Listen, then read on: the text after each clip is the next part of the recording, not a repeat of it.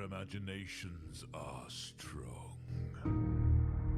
Kill 1,000 men and they will hate you. Kill 1,000,000 men and they will queue to face you. But kill a single man and they will see monsters and devils in every shadow.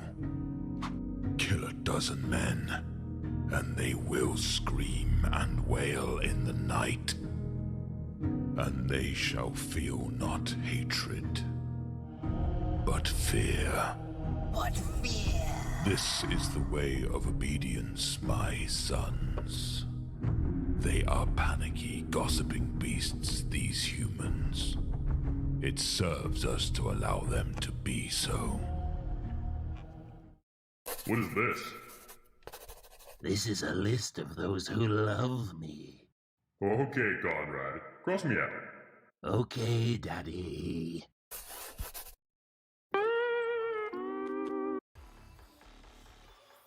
That's messed up. That's messed up. That's messed up. You don't say that to your child. That's messed up. Alright, everyone wanted Konrad Curze, so we're gonna be watching Konrad Curze. We're gonna do just like we did with Angaron. It's a long video, so there'll be multiple reacts of it. You'll say it to your child, but Ham, your child will be our child. I have to protect them. I won't let you. Okay, anyways. Justice is my purpose. The only route to total justice is fear. We are the weapon of fear no other legion dared to be.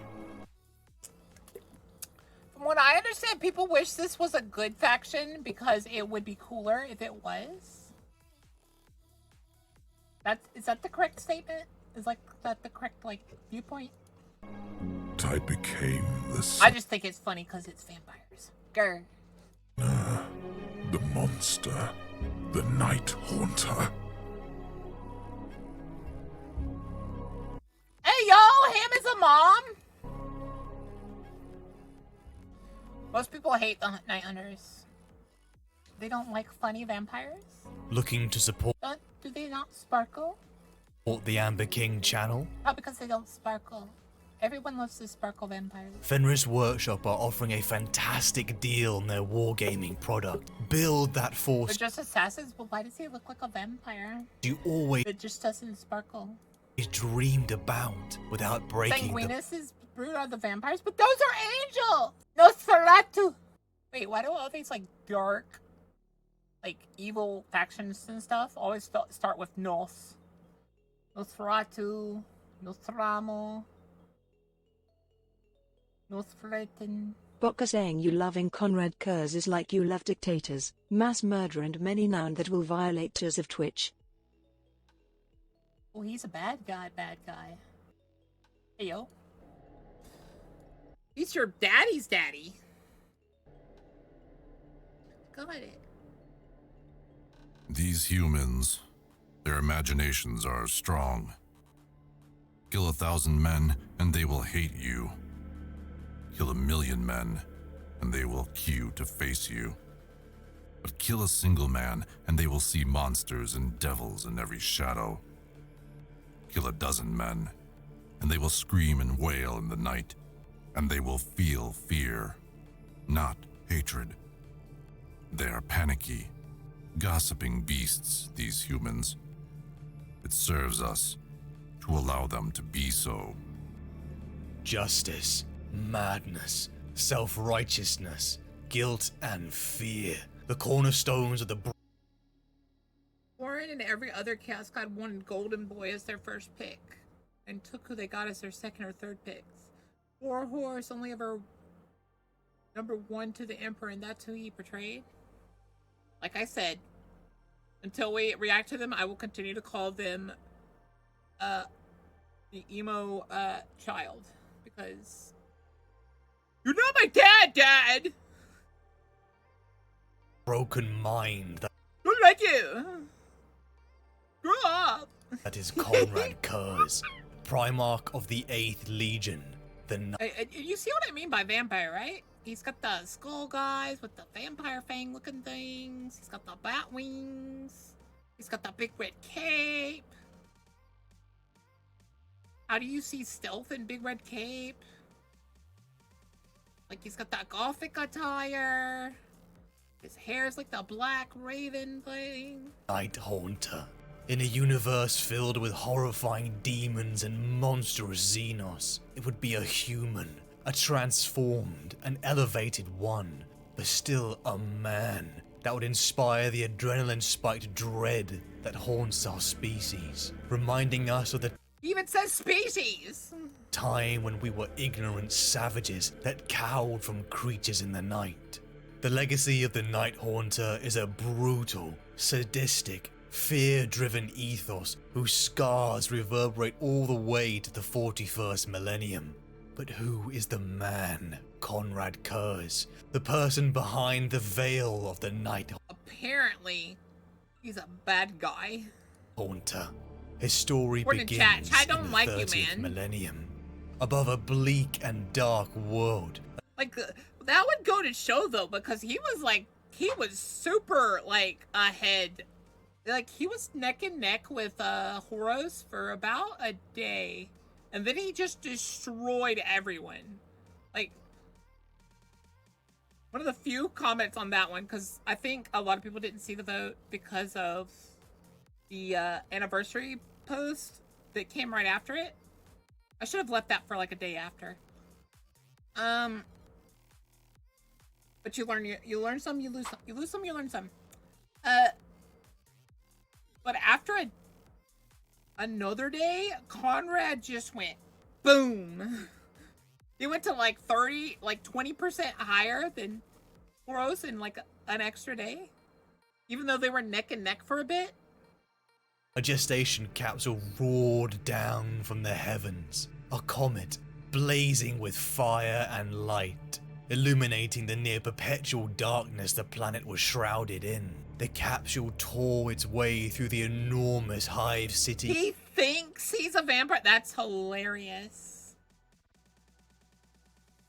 It's like the uncool version of that I am atomic guy. I am atomic.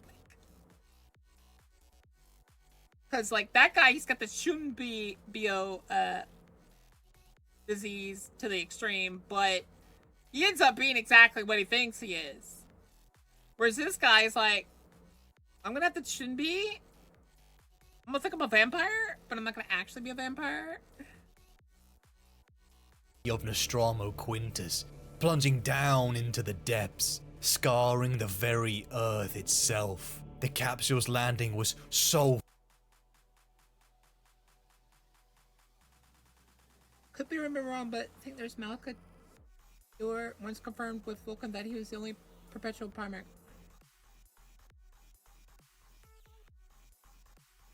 violent, it even y'all talking about broke through the Vulcan? planet's crust, lodging itself deep underground.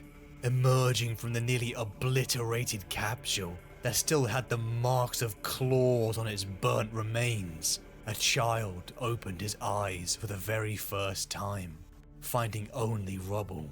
This child was special, elevated in a This child was special. way he did not yet comprehend. His mind did not flutter to panic and fear.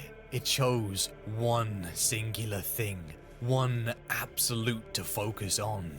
Survive. The child began to dig. Minutes The child. into his sentience, he was already in a life and death situation. His fingers began to bleed, and fistful by fistful he tore the earth above with a strength that was beyond human. Bloodied and exhausted, the child broke to the surface, finding a near pitch black existence. The polluted air filled his lungs, and he was consumed by an overwhelming sense of hunger.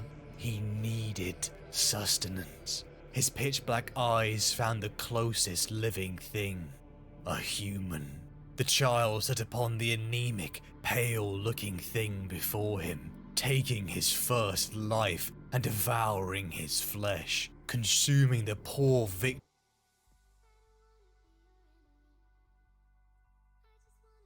He became a cannibal as his first act of birth. Victim's brain. The young Dude won the award for speed run to cannibal. child saw something incredible. He saw the memories of his victim, soaking in the information and melding it with the wisdom that had been seemingly imprinted upon him. The polluted, nocturnal hellscape around him was the world of Nostromo, a hive world where midnight perpetually reigned in its pollutant-clogged atmosphere. The geology of Nostromo was nothing short of priceless, as the world's unusual crust had unprecedented amounts of naturally occurring adamantium. Enormous Gothic hive cities dotted the surface, houses and factories stacked upon each other, miles high. So America? A maze of structures and alleys that all blended together in a disgusting concoction of pollutants that dripped down through the layers of... I don't know if that's cannibalism though. Angron eating some elves doesn't seem cannibalistic. Wanna say? civilization. To think about how Imperial Britain.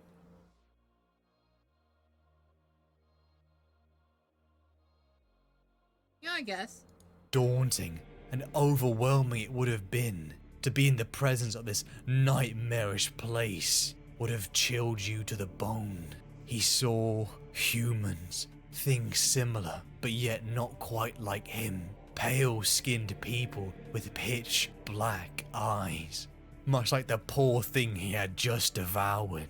From the moment he had opened his eyes, his brain had been filled with a catalogue of information. The child had understood his surroundings, technologies, and concepts to a level that was beyond an ordinary So person. he understood the concept of cannibalism. Got it. Man understood cannibalism and chose to do it. Got it. What he had seen was information. He was barely All I needed to know. hours old into his sentience, and all he had known was the cold, exhaustion, hunger, and the dark. His framing for all of this came from that very first human experience he had. The perception of reality from his victim's brain, still warm in his gut. The corpse before him was a criminal.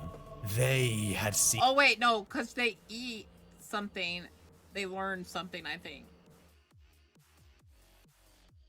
Abhumans created by the very emperor he served existed and then he ate them. Alright. the people of this world. The Hey chat, did you know we're watching Warhammer? wealthy families who lived at the very top of these mega structures, enjoying the only sense of illumination the world could produce. They were corrupted, brutal thugs, vile people whose grip on power was enforced by tyranny and pain. And as the further one descended the layers of this gothic hellscape, the more desperate and depraved it became. Gangs roamed the streets, stealing, murdering, violating the population who in turn had to steal, trick and lie just to survive. Yeah, I'll agree. Britain. The population numbers of Nostromo was not kept down by war, sickness or murder, but in reality, self-erasure. No joy, happiness or warmth reached Wait. He just said it's not the population wasn't kept down by like murder or it was kept down by self-erasure. Are you telling me that they offed themselves and that's how messed up is this planet? the majority of the people on Nostromo, a life with no future, destined to be corrupted by sickness Are you guys sure this isn't the emo Primarch? He just said it wasn't by murder though. or murdered. The vision the child saw must have been sickening. To a person so naive, what would that do to you? It was all wrong. I'm having doubts, guys. I'm feeling like this guy is. Child felt it was wrong. Even he felt it was unjust. All of it. A sensation that seemed to have always been there, roared in his mind. He needed to fix this. Fix the world. Fix the people. He wanted to make it right. He wanted to make it just. He just wanted to help them and he became crazy? She couldn't stand it. She clamped her hands over her ears and stifled a scream. It was funny, given what she intended to do, that she didn't want to scream. Screams brought trouble. She craved a little dignity at the end. She sobbed quietly, saliva running from her mouth. Her eyes screwed up so tightly that they vanished. Her face swirled. She never looked her best when she was weeping. Arjas always said that, teasing her tears away. A laugh tried to rise at the memory. It choked off in a strangled competition with her sorrow. She didn't hear the door.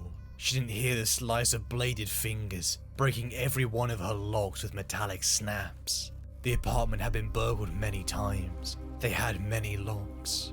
The door was scarred from battery, kicked in, bashed in, broken with hydraulic jacks. The stealthy entrance was gentle compared to the boots that had put the panels through, or the blow torches that had reduced the first lock to a puddle of metal. The entrance was conducted with the respect for the occupants. The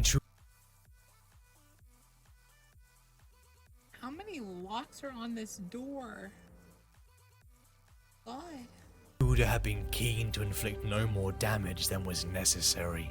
She was still weeping, and didn't see him when he bent over double to pull his cadaverous frame through and stand, willowy, yet hulking, his inhuman head brushing the ceiling. But she did smell him. His pungent odor overcame the awful reek of the air exchanger, a heavy smell, redolent of death. Her sobs died. She took in a hitching breath, removed her hands from her ears and turned to face the creature that had come into her sanctum. She kept her eyes closed for several seconds, listening to him breathe. Quiet, yet audible over the thundering fans 100,000 lives depended on. Night Hunter, She said, opening her eyes as she spoke the words. I have come for you.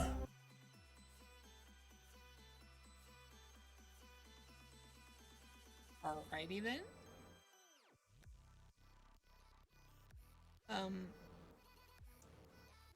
That's a bit dramatic, but okay. Night Haunter said. His body was swathed in black rags, stitched together from the garments of a dozen looted corpses. No tailor on Nostrama would dare outfit this nightmare. why? She said she was too drained to feel fear. The situation was surreal. I have done nothing wrong. I have lived all my life as well as I could. You did not dream of City's Edge. Everyone dreams of City's Edge. She said. Her voice was small yet defiant. I tried to make myself into someone who could go there. I failed, but I did no wrong in trying. I have never harmed anyone, or wished to. I've suffered life here without complaint. Why are you here? The Night Haunter's eyes glinted. The manner of your life is not my concern. It is the manner of your death. The manner of death you have chosen is a crime. He took a step forwards. Wait. The manner of her death she has chosen? Bokath one Honfine Purpur.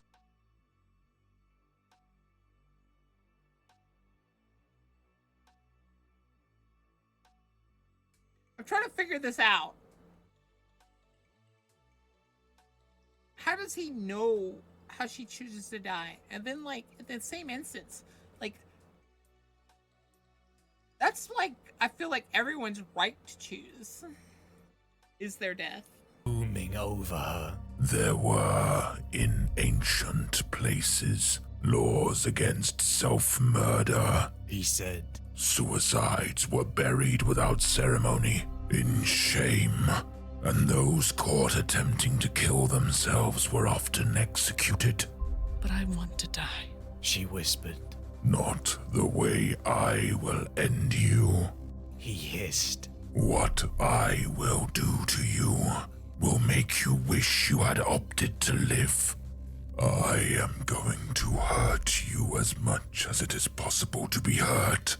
Why? She breathed. There are no taboos against taking one's life here, said the Night Haunter. Many do. This is not a happy world, but it can be a better one. By killing yourself, you take the easy way out. You encourage others to do the same. You might think you add yourself to a statistic, but your self-murder is much more than that. I was right. Literally, this world's way of population control is they're that depressed. Every suicide adds to the rot weakening your culture. Every life abandoned is a signal that change can never be effected. You throw your existence away, and in doing so lessen the value of humanity. He reached out a hand and ran a ragged nail gently down her face. I am going to save you. I am going to save you all. The people of this world will rise above this. He does sound like the typical, like, super evil, like, sadistic character. Like, his voice just, like, has that gravelly, ew, kind of feeling. Nation of beasts. I will make them. If I have to bathe in the blood of you all to make that happen, then so be it. Justice is my purpose. The only route to total justice is fear. Without fear, there can be no order. You will suffer now to feed that fear, so that many others will live, and this decaying society take the slow road to salvation. He pulled out a long knife he had made himself. It was unlovely, a murderer's blade, but with it he would carve the most excruciating agonies. Wait! She said. The blade hissed through the air. Do not try, he said. You plead for something you have already forfeited. The first cut parted the skin on her arm, shoulder to little fingertip, no deeper than the dermis, for he did not want her hide to tear when he ripped it from her living body. It was so swift a movement. The blade was so sharp. She did not feel it. Her first unbelieving gasp of pain only came when the blood splattered to the floor. She clutched her arm, her hand hopelessly unsuited to the task of closing the wound. She began to cry again, this time from fear and pain. Curze grinned. You do not wish to die any longer, I can tell. That is unfortunate, but it must be done. He advanced on her.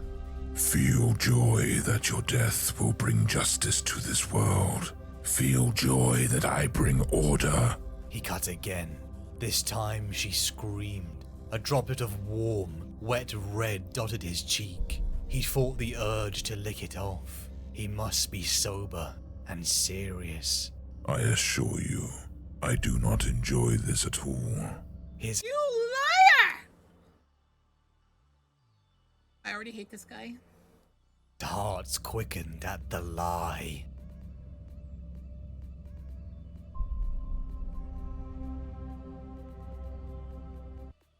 So basically, he grew up as a torturer. He grew up as Jack the Ripper. Got it.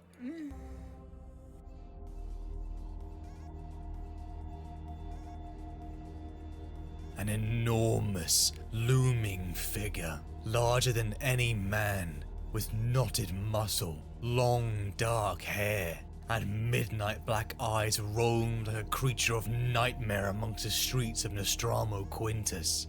The boy had grown, faster than any other mortal, into an enormous man, His physical strength was incredible. His speed was almost too fast for the human eye to catch. His intelligence was fierce, but most importantly, his presence was earth-shattering. A name, once screamed from the lips of hardened criminals, was now spoken in hushed whispers. A title that frightened everyone, from the old even to the children. Night Haunter. The boy had begun to grow. Wait, even the Chaos Gods hate this guy?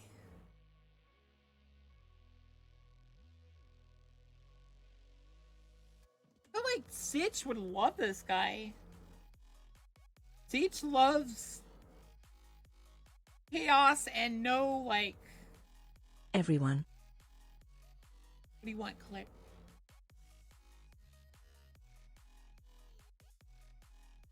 We're watching the one worst character of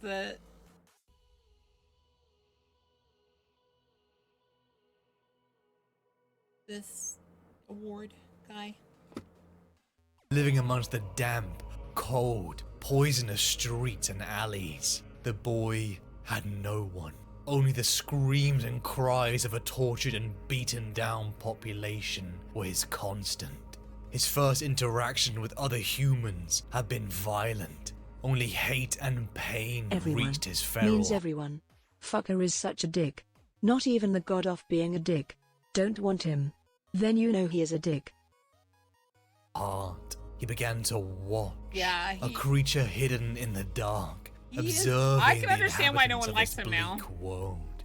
All the boy could see was a It only took one reinforcement of the one vision story. he had seen, taken from his first taste of human flesh.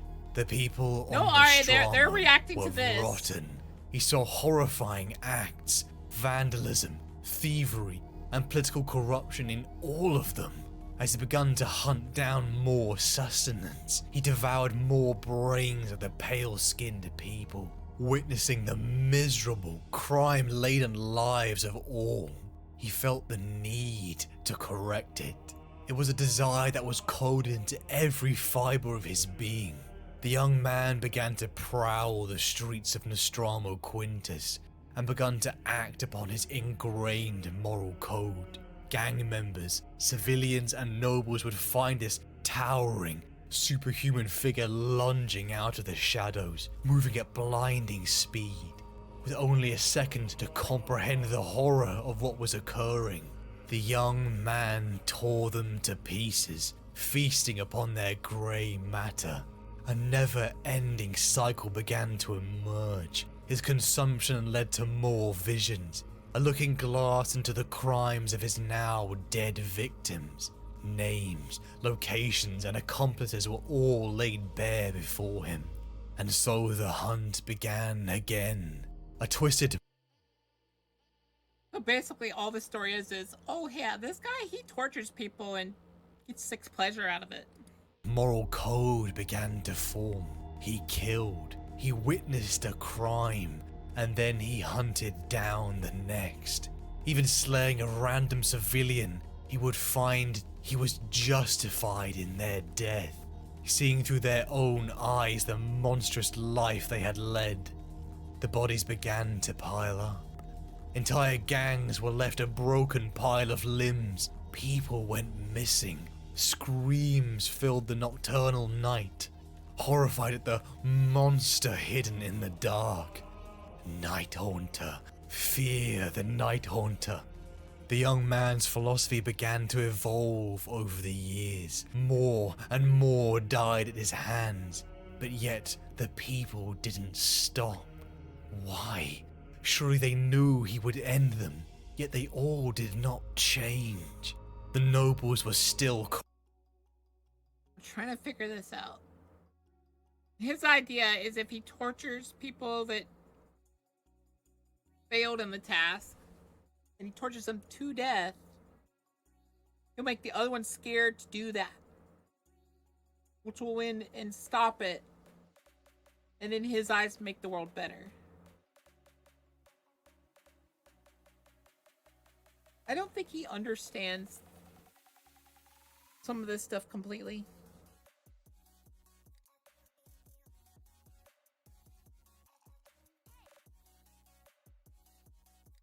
I'm trying to I feel like his philosophy is flawed. Because usually, even a bad person, if you hear their philosophy, you can understand it to some degree. This guy's philosophy doesn't...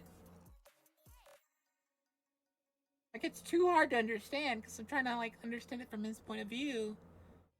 And it doesn't really fit. Like, I think I would have to agree that this guy's insane.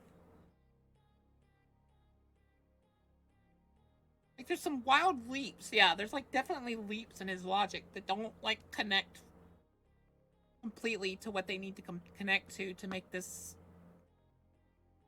Like, it feels like he started logical. He skipped some steps. And now it's, like, super irrational. Flawed and twisted from the visions. Yeah, like, he's very... Like, I struggle to even say there's logic in it anymore.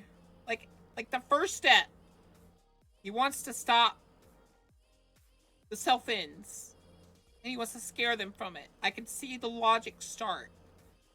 But then the next step. So I'm going to torture the ones that failed. All you're teaching them is not to fail. But he thinks that'll change everyone into stopping it completely. Corrupt thugs, the gang still brutalized and tortured, and the poor still stole.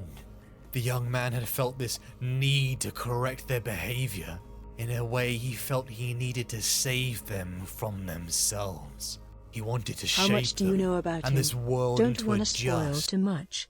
We just started watching him. This is our first time reacting to him. So don't tell him anything.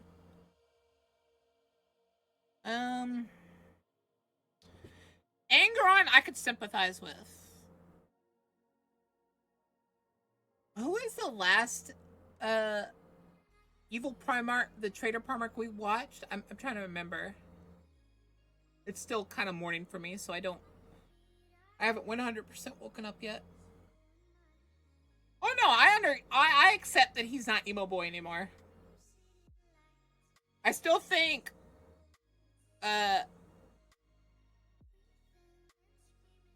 what's his name is emo boy, but this guy is definitely not. Look at his cute cowgirl. I'm trying to figure.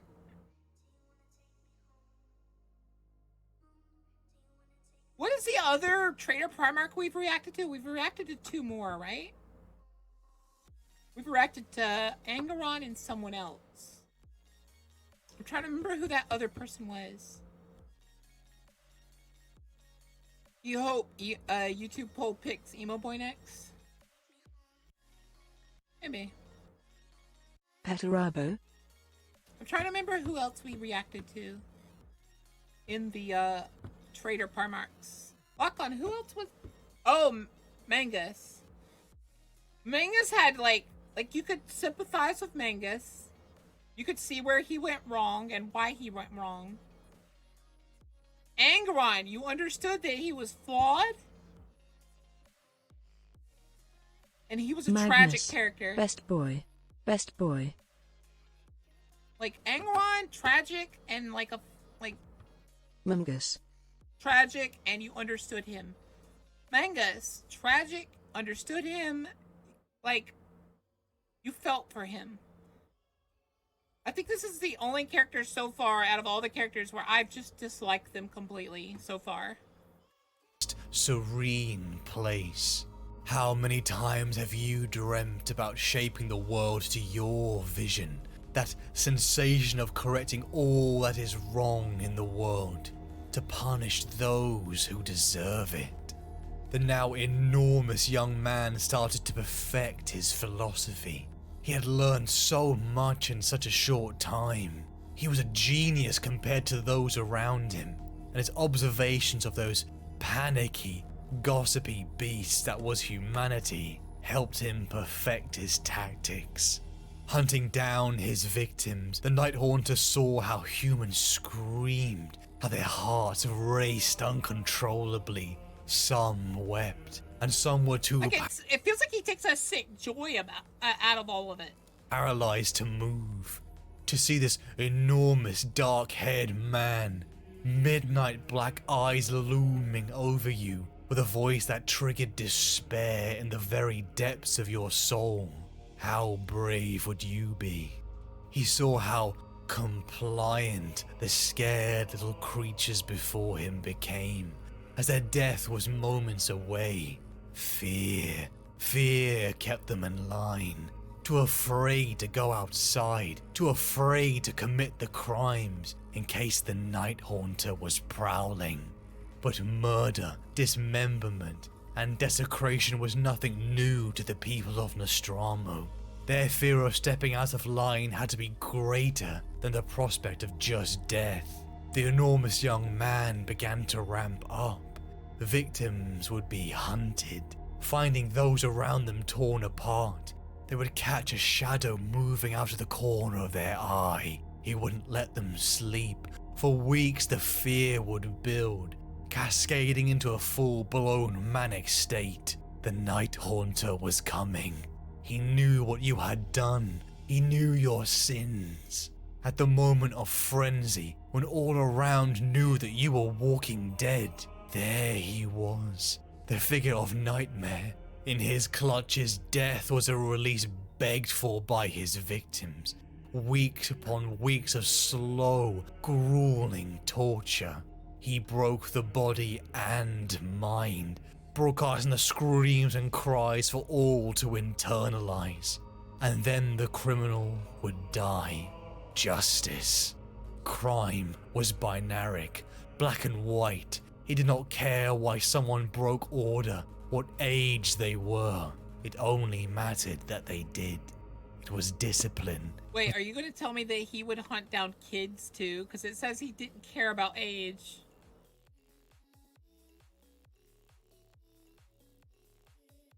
Without any human nuance, no one had ever taught him.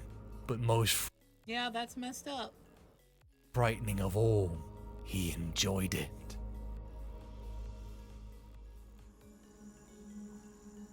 In the pouring, polluted rain, the Night Haunter began to chase another criminal, a young boy, through the gothic streets.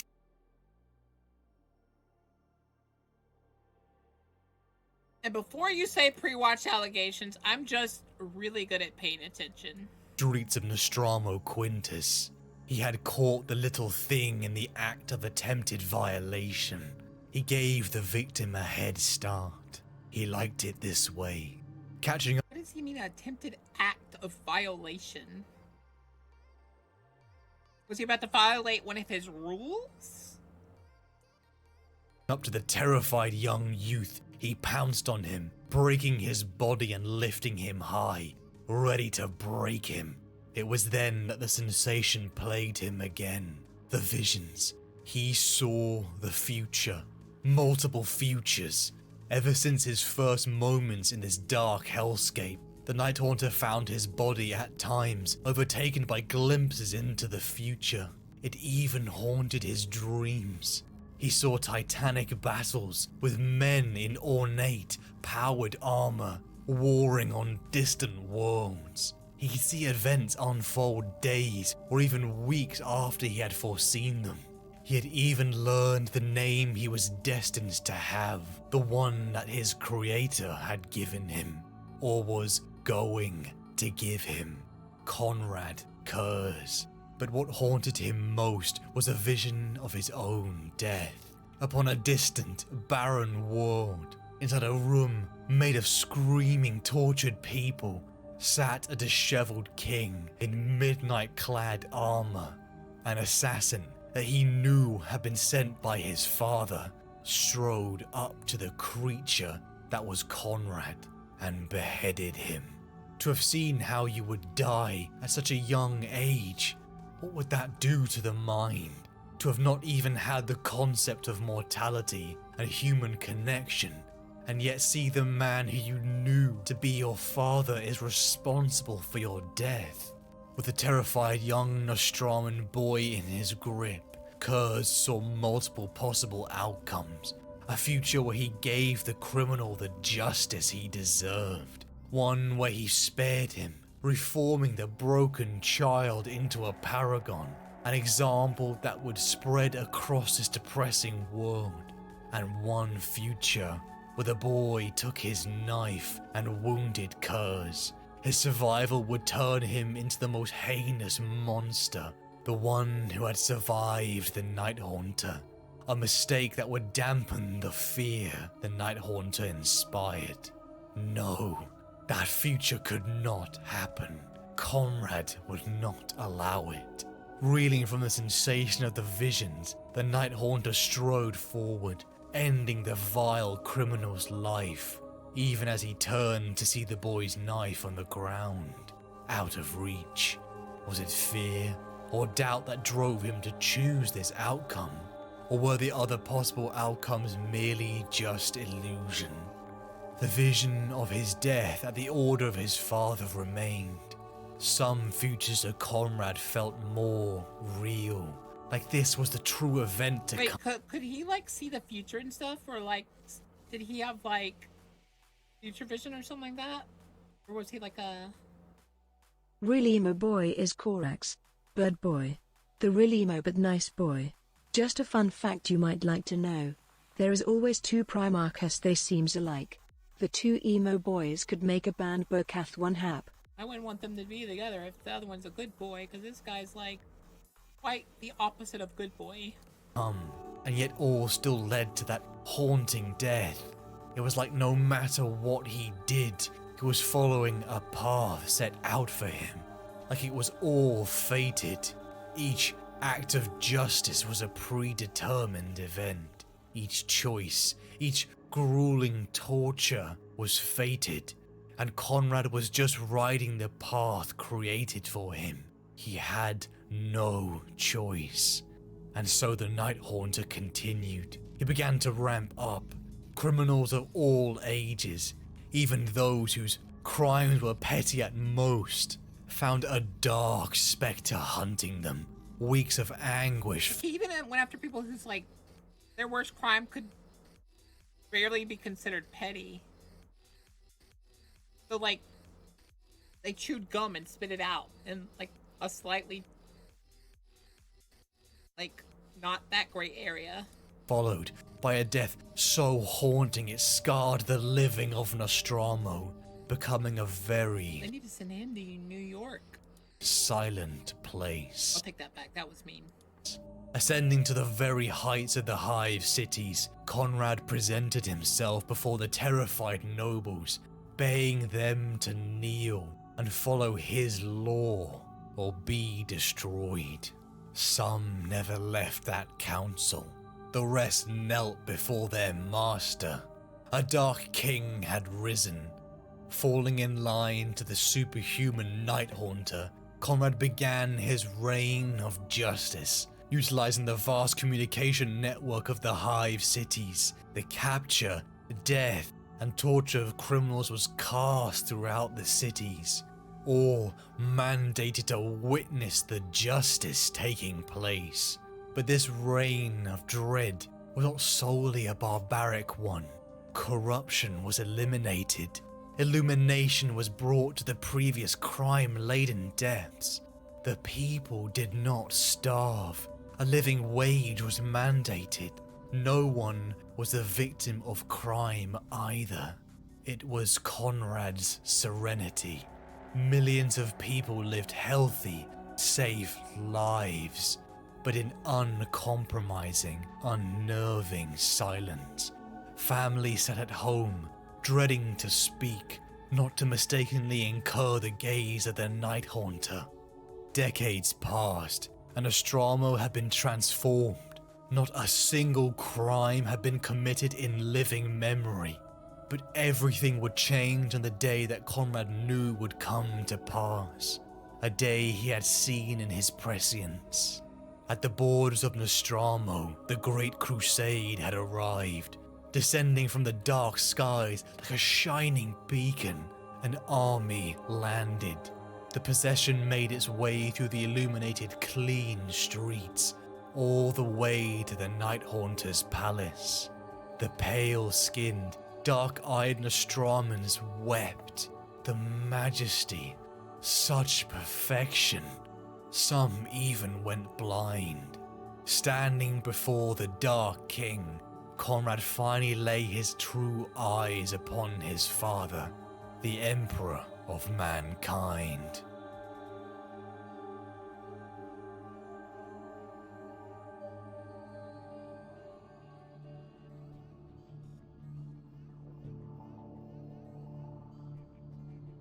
It is better by far to be an object of fear than of respect. For one is a truth. I love how so many people try to use Vlad Tepes as like an example of an evil person. Vlad Tepes was actually a very like good person. The only reason he did a lot of the things he did was to protect his country. He didn't like terrify his own people. He terrified the enemies of his people. Like, he was basically the Confucius of the idea of fear. He knew what fear would do to their enemies. And that is why, how he used it. Like, the blood stakes and stuff like that. He used those only on his enemies. He would never use those on his own people. That's like a little known fact about Vlad. Is like, there was a reason he was emperor. His people loved him. Some of them probably didn't like the way he treated the enemy, but they also knew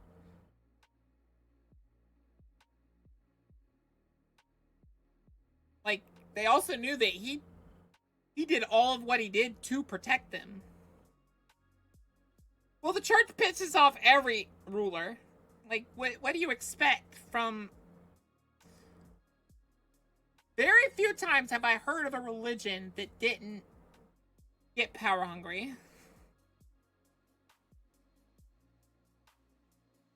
Like, that's kind of why I like the Greek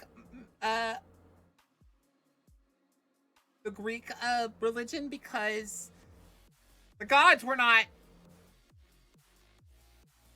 like, they didn't hide it. They were like, oh, we're the most important. Worship us. Like, yeah, that's Vlad was literally the reason Eastern Europe even exists. Like, people don't understand that Vlad was an amazing warlord and, like, strategist. Of the soul, and the other an illusion of the mind. You understand now. For them and for all enemies. Yes, I wanted to be ruthless. Let fear enter in them once and for all, because only with terror could I change anything in this world. Curse! Never. I mean, like, I don't like that a lot of people get taught the wrong history about Vlad. The Norfolk gods were also like that. Yeah, that's why I like those kind of religions where the gods weren't pretentious or pretended to be a good person, or like their religion didn't pretend to be like all inclusive and good. No. You worshipped whatever god had the ideals you liked, but you knew that none of the gods truly cared about you. You were like, you didn't have that pretentious, like, aspect. Like, no. You better be good or this will happen. Yeah, they were meant to be protectors and scare people. They weren't there for, oh no, everyone loves everyone and stuff. Like, that's the thing I never understood about other religions, where like, oh, we were the only true religion and stuff. No. once had Rogel Dawn called him by his full name. Brother, He had replied. Throne, what are you doing here? Demanded Dawn, his normal, affable tone swallowed in the depths of his outrage. A phalanx of golden-armed warriors followed their lord, and Curze had immediately sensed the tension in the air. punishing the guilty, He answered coolly. restoring order. The Primarch of the Imperial Fists shook his head. This is not order, Curze, it is murder. Command your warriors to stand down. My Imperial Fists will take over this sector. Stand down. Said Curze. Like, man, Conrad?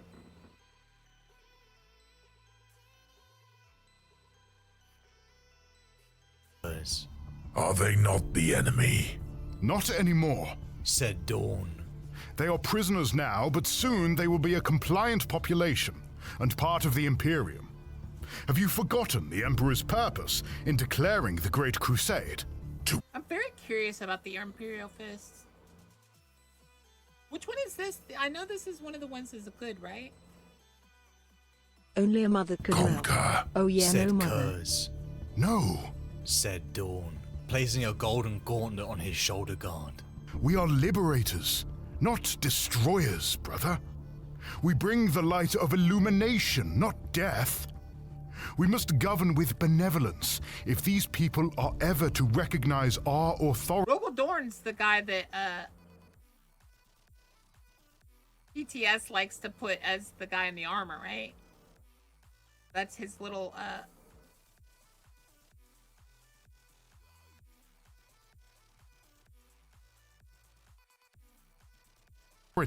in this galaxy. Curze flinched at the touch, resenting the easy friendship Dawn protected. Boka is the guy that I am a dragon. Yes, straight to the point guy. Hi, mini-me.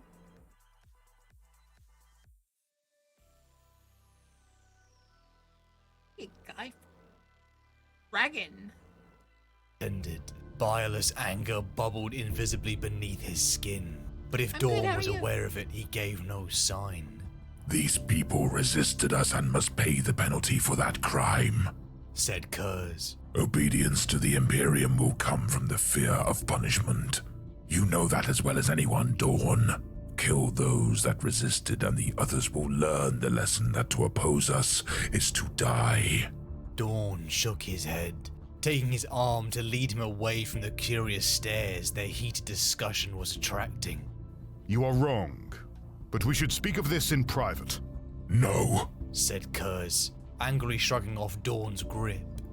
You think these people will bend the knee meekly to us because we show compassion? No boka is Mercy no is for the grass weak dragon. and foolish. No, but maiden It will steal a only dragon breed is corruption more like and it. eventually betrayal. Fear of reprisals will Maiden Stealer Dragon is more like it? Yes. keep the rest of this planet in check. Not benevolence. Yeah. Dawn sighed. And the hatred planted in those you leave alive will pass from one generation to the next until this world is engulfed in a war, the cause of which none of those fighting will remember. It will never end. Don't you see that? Hate only breeds hate, and the Imperium cannot be built upon such bloody foundations. All empires are forged in blood. Said Curze. To pretend otherwise is naive. The rule of law cannot be maintained by the blind hope that human nature is inherently good. Haven't we seen enough to know that ultimately the mass of humanity must be forced into compliance? I cannot believe I'm hearing this. Said Dawn. What has gotten into you, Curze? Nothing that has not always been there, Dawn. Said Curze, striding away from the mighty golden figure and holding one of the few remaining prisoners upright by the front of his tunic. He scooped up a fallen bolter and thrust the heavy weapon into the prisoner's trembling hands. Curze leaned down and said, Go ahead. Kill me. The terrified man shook his head, the oversized weapon shaking in his hands as he thought his limbs were paralyzed. No. said Curze.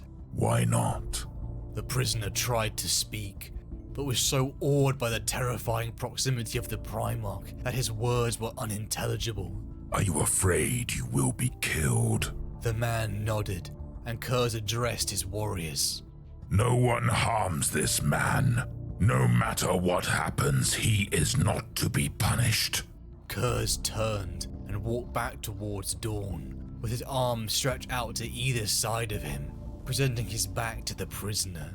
No sooner than he had turned away from the armed man than the gun had been raised, and the hard crack of a bolt shot split the air. Sparks flew as the explosive shell ricocheted from Curze's armor, and he spun around on his heel to smash the prisoner's skull to splinters with his fist. The headless corpse swayed for a moment, before dropping slowly to its knees and pitching onto his chest. I mean, I feel like he picked maybe one of the stupidest people he could have. Because even if you told all of those people not to attack him, I would not have trusted that. You see, said Curze, his fingers dripping with blood and bone fragments. And what was that supposed to prove? Asked Dawn, his features curled in distaste. that any chance mortals get, they will choose the path of descent. When he thought he would be punished, he dared not shoot. But the moment he believed himself free from consequence, he acted. That was an unworthy deed, said Dawn, and Curze had turned away from him before he could elaborate, but the Imperial Fist Primarch caught his arm. Your warriors will stand down and withdraw, Curze. That is an order, not a request. Leave this planet, now. Dawn's eyes were hard as granite, and Curze knew enough of his brother's resolve to realize he had pushed him far enough. When this campaign is won, you and I will have words, Curze. You have crossed the line, and I will no longer countenance your barbarous methods of war. Your way is not the way of the Imperium. I think you might be right, whispered Curze. Look out at my father's Imperium. Do not unroll a parchment map or analyze a hololithic star chart. Merely raise your head to the night sky and open your eyes. Stare into the blackness between worlds. That dark ocean, the silent sea. Stare into the million eyes of... I mean, he's not wrong.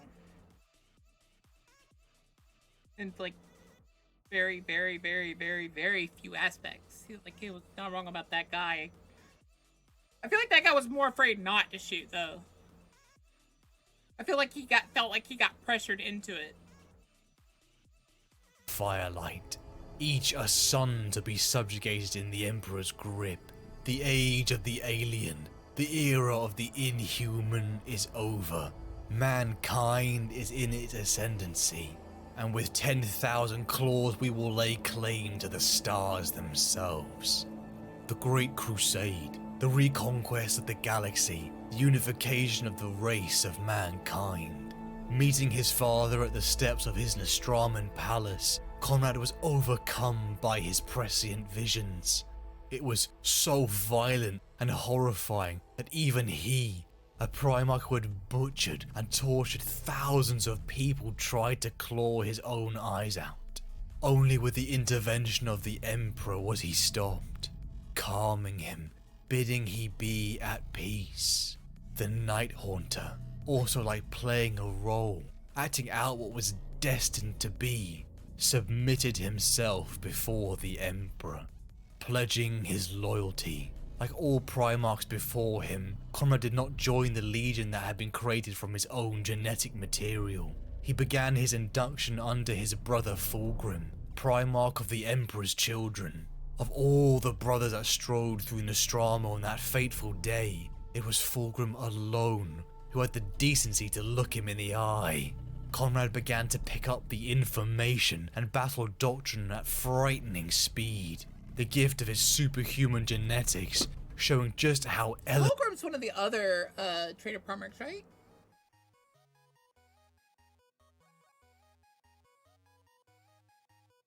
Okay, making sure.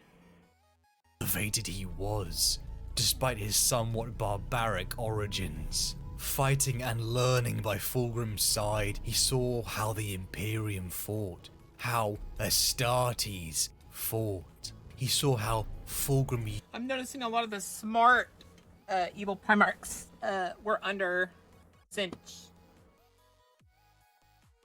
How ironic. used his legion as a symbol. Paragons... Oh wait, was he under Slaanesh? Out in Okay, ornate, immediately beautiful discounted. armor. He saw the power of imagery. With his tutelage coming to an end, the first recruits drawn from Nostramo had been raised up, elevated to Astartes, and finally the Legion, Nostramans, and Primarchs were merged. The 8th Legion, now the Night Lords, were ready for the Great Crusade. Like all Primarchs, Konrad began to mold his legion, teaching them the axioms he had created, the mixing of his personal philosophy with the logistics of warfare. It is far better to be an object of fear than of respect, for one is a truth of the soul, and the other an illusion of the mind. He taught his sons to become icons of fear. Fear is the greatest of all weapons. Fear will cow a world where guns will not. We spill blood to save blood. Why use terror? Terror is a clean blade. Its cuts disarm opponents without doing them harm. Terror is the friend of compliance. The few must die in pain so that the many can live in peace. Fear is the road to civilization. The ends justifies the means. Even on those cold, damp, rotten The second you hear that statement, the ends justify the means, you know that this person is not someone you should listen to. Because the means never justify the means. It doesn't matter how good the outcome is. If that good outcome was born of atrocities, then that outcome is never meant to last. Streets of Nostramo, Konrad had burned into his core, that sense of wanting to make the universe right. Perhaps the way the Emperor had made him. He had learned that these panicky, gossipy beasts that was humanity needed to be shepherded. He truly did believe in a united humanity, a universe purged of xenos and mutants, a serene utopia where fear kept the rabble in line. You understand now. For them and for all enemies. Yes, I wanted to be ruthless. Let fear enter in them once and for all, because only with terror could I change anything in this world. Alright. We will watch more of this, I think, tomorrow? Maybe? Maybe. So far, don't like him. Like, he's like a corrupted version of Vlad the Impaler. He's like all the bad things of Vlad with none of the good things. Because you can't even say he's doing it to protect people. He's not. Like, you can't even get that twisted. Like, there is no...